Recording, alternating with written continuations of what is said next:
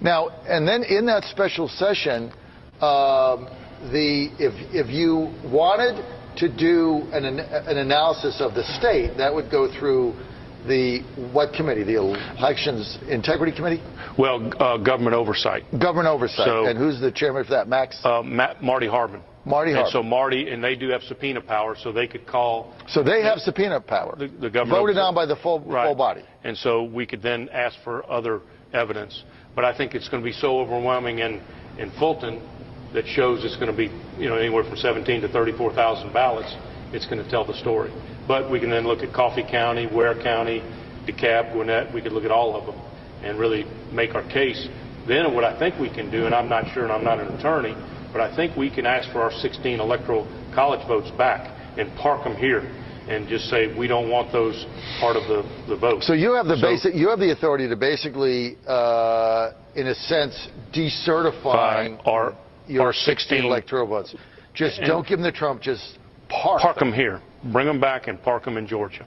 And then if Arizona did that, and if a couple other states did that, and it got below 270, then the 12th Amendment would kick in, and Congress would have to act. Right, because he wouldn't be at 270 because enough votes were withdrawn. Now, what about the U.S. Senate race? If you find out that Perdue won in the first ballot, do you have the power to decertify that? That I don't know. I know that in North Carolina that happened, but the person was never sworn in. Right. So they've made a change. That was the scandal, right, about the ballot harvesting there. I don't know what happens when someone's already sworn in and it's been certified and signed off on.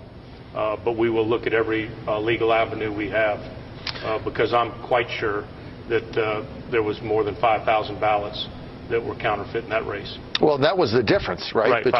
Between Perdue winning a runoff. Yeah. Right. Otherwise, Perdue winning on the first. Otherwise, Perdue wins on the first ballot. Yes. And that changed the power of balance, power of balance in the country. Right. The balance of power was changed with that election. So if you're David Perdue and you're sitting there right now saying, if this comes out, I won, I should be in the U.S. Senate, why is Ossoff in there? What is he going to do? Well, he's going to bring some suit somewhere, right? He'll have to have legal recourse and let the courts decide. I mean, this is unbelievable. It really 7 months later that we're sitting here talking about this. And it's now more real than ever. And I'll tell you the other thing.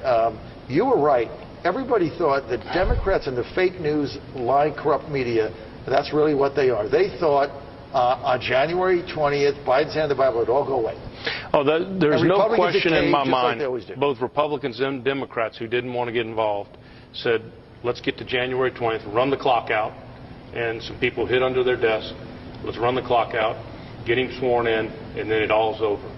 And they had no idea people in Arizona would fight, and an old country lawyer like Bob Cheeley and Garland would go after what they went after. And we've got courageous folks that have stood up and said, well, I want answers. And